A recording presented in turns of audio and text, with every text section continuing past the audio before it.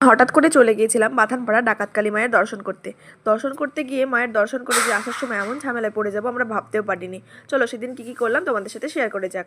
Hello everyone, good evening. তো সেদিন আমি সন্ধ্যাবেলায় বসেই ছিলাম, তো হঠাৎ করে মিস্টার মালাকার এসে বললো উদয় দ্বারা ফোন করেছিল রেডি হয়ে না মেলা দেখতে যাব। আমাদের তো উঠলো বাই কটক যাই এরকম অবস্থা, কারণ আমাদের প্রি প্ল্যান করা কোনো কাজগুলোই সম্পূর্ণ হয় না, প্রত্যেকটা ক্যান্সেল হয়ে যায়, কিন্তু হঠাৎ করে সাডেন প্ল্যানগুলো ঠিকভাবে চলে যায়। তো সেদিন আমার হালকা হালকা ঠান্ডা লেগেছিল, তাও তো কি মেলা তো যেতে তো হবেই, ঘুরতে যাওয়ার কথা শুনলে আমার তো ঘুরতে যেতেই হবে, না হলে ভালো লাগে না মনটা। তো সেদিন আমি চলে গেছিলাম, আমি, মিস্টার মালাকার, উদয়দা, বৌদি, মাহিসোনা আর অনজয়দা, দিদি। জানো তো এই পুজোটা বহু পুরনো পুজো, কিন্তু আমি আজ পর্যন্ত কোনোদিনও এই পুজোর নাম শুনেছিলাম না। সেই দিনে আমি ফার্স্ট ওই পুজোর নাম শুনলাম এবং মায়ের ফার্স্ট দর্শন করলাম। যে ওই পুজোটা নাকি আগে ডাকাতরা করতো, সেই জন্য মায়ের নাম ডাকাত কালী মা। তো এখন ওসব নেই বলে এখন সাধারণ মানুষই পুজো দেয়। আর মায়ের মন্দিরটাও ছিল ঘন জঙ্গলের মধ্যে, না কোনো বাড়ি না কোনো ঘর, শুধু জঙ্গল আর জঙ্গল চারিদিকে। তো আমরা সেই রাস্তা পার করে চলে আসলাম মায়ের মন্দির। আমি তো ভেবেছিলাম জঙ্গলের মধ্যে পুজো, তো বেশি দোকানপাটিও বসবে না, মানুষজনেরও বেশি ভিড় হবে না, কিন্তু এসে তো দেখি আমি অবাক, প্রচুর মানুষ, কত মানুষ পুজো করছে এখানে।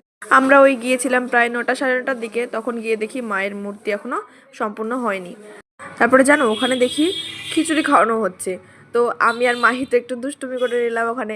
মাহিকে বলছি আমার তো খিচুড়ি সব থেকে ফেভারিট, মাহিও আমাকে জড়িয়ে ধরে বলছে আমারও খিচুড়ি সব থেকে ফেভারিট।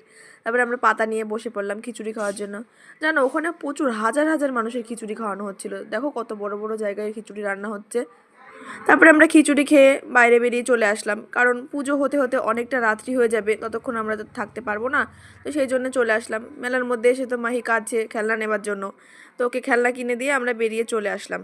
বেরিয়ে এসে দেখি রাস্তায় তো প্রচণ্ড জ্যাম লেগে গেছে, কারণ কারণ অন্যান্য মেলায় যেমন মেলার অনেকটা দূর থেকেই গাড়ি আটকে দেয়, কিন্তু এই মেলায় সেরকম কোনো ম্যানেজমেন্ট ছিল না, যে যার মতো পাচ্ছে মেলার মধ্যে গাড়ি নিয়ে চলে আসছে।